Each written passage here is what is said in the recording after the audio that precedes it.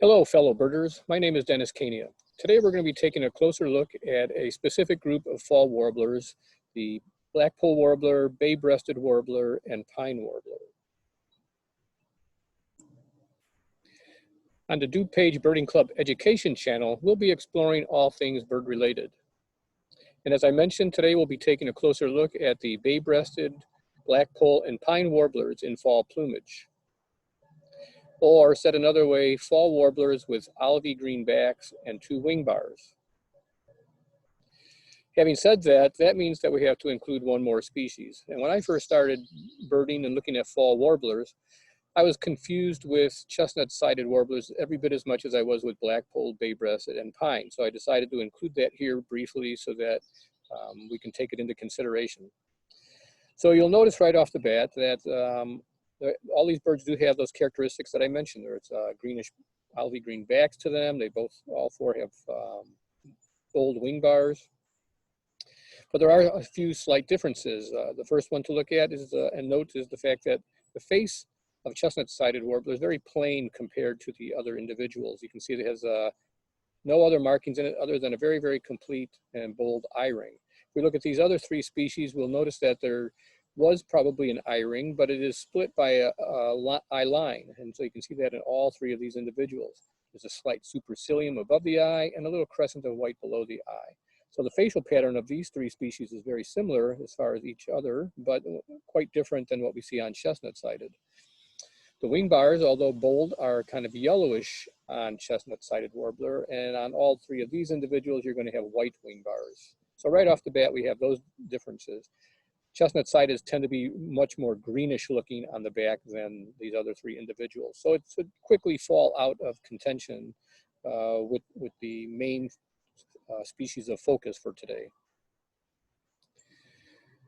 So here's a series of bar charts that represent all of our data that we've collected at Fermilab over the last 33 years. And you can see that all of these species are migrants. None of them are actually spending much time here during the breeding season. The exception would be pine warbler. We do have sporadic breeding attempts for that species.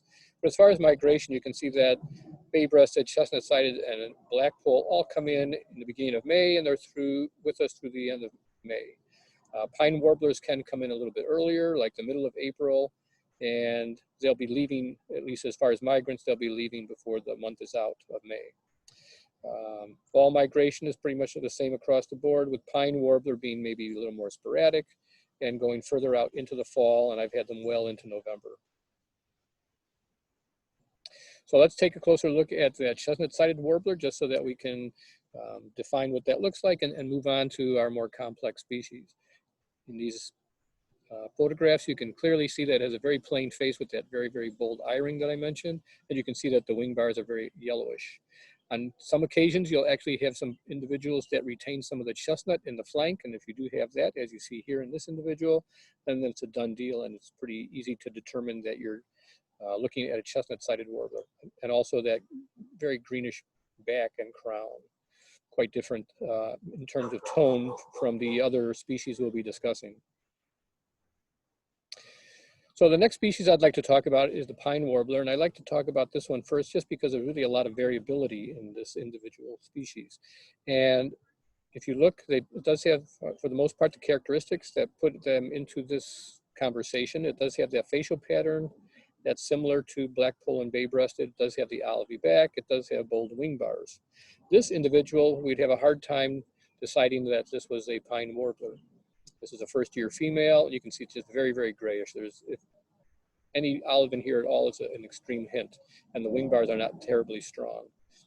But one of the characteristics of pine warbler that it does seem to indicate is that it does get very pale here behind the back of the head. So coming from the throat and wrapping around behind the nape, you kind of get a collar that's a little lighter in color. And you do see that in these individuals as well.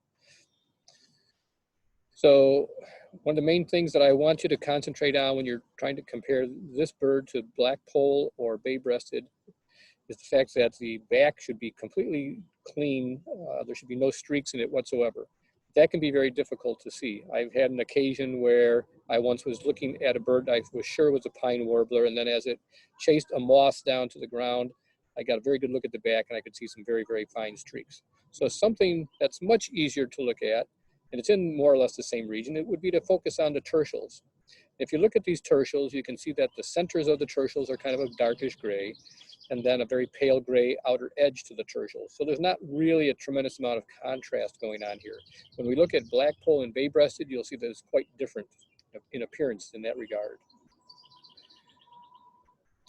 Notice also that in all these illustrations or photographs that the pine warbler has dark feet. If you look at this individual, you can see that the pads of the toes are yellowish, and that's not what we're talking about. We're talking about the upper portion of the toes, and the leg itself is going to be dark for pine warbler. So of the two really confusing guys, the blackpoll and bay-breasted, and sometimes commonly referred to as baypolls in the field, we're going to first take a look at bay-breasted warbler. And so I'd like you to look at those tertials, and you can see right away that there's really a lot of contrast going on here. You can see the centers are much darker than what we were seeing on that pine, and you can see that the edges are very white compared to what we were seeing on the pine. So you do get a lot of contrast here, and it's very easy to pick up on that. That's much easier to see than looking on the back for streaks. This individual does seem to have some very faint streaks on it. It does have the two white wing bars. It does have that face pattern that we have consistent between all three species. It does have dark legs like the pine warbler has. So the big key is really those tertials. You might also be lucky enough to get an individual that'll still retain a little bit of bay in the flank here. Another thing that I would like you to look at is the color of the undertail coverts, and they should be buffy in color on bay-breasted. And in poor lighting conditions, that might be difficult to see. But if there is no bay here, all of the underparts are also going to be more or less buffy, and so you will not get any contrast between the lower flanks and the undertail coverts. In this case, we are seeing a little bit of contrast because there is some bay in here. And again, if you do have the bay, well then problem solved. You know you're looking at a bay-breasted warbler. Now if we compare that to our blackpoll warbler, again, same facial pattern, strong wing bars, and once again you have a lot of contrast in the tertials, which would separate it from pine. So you can see very, very dark centers and then bold white edges to those tertials. Much easier to see than trying to determine if you have streaks or not on the back. So another thing that I mentioned about bay-breasted that we should concentrate on for blackpoll as well is the undertail coverage. And look how white these are. And again, in low light, you might have a hard time determining whether you're looking at white or buff. But in this case, you're seeing a lot of contrast because the underparts here are washed with a bit of olive. And you're always going to have that on a blackpoll warbler. So we do get contrast here between undertail coverts and flanks, but there is no bay here. So that's telling us right away that we're looking at a blackpoll warbler. And if all else fails, you can look at the feet. And in this case, you can see that not just the under pads of the toes, but the entire leg and foot is pale in color. On very rare occasions, you might find blackpolls that will have dark feet, but we do have other features then that we can rely upon to make that separation. So keep it simple and just look for a few clear distinctions between these species. The chestnut-sided warbler is quickly separated by the complete bold eye ring and the yellowish wing bars. As I mentioned, pine warblers can be quite variable in plumage, which complicates things. There should be no streaks on the back, but it's much easier to look for that contrast in the tertials, and the lack of contrast on pine warbler tells you it is a pine warbler. And pine warbler does have black feet. When you're making a general observation, when you're looking at the other two species of the baypolls, you'll see that they both have that strong contrast in the tertials. Bay-breasted will tend more towards yellowish olive overall with less streaking, and that's especially on the underparts. Blackpolls tend to be more greenish olive overall and more streaky above and below.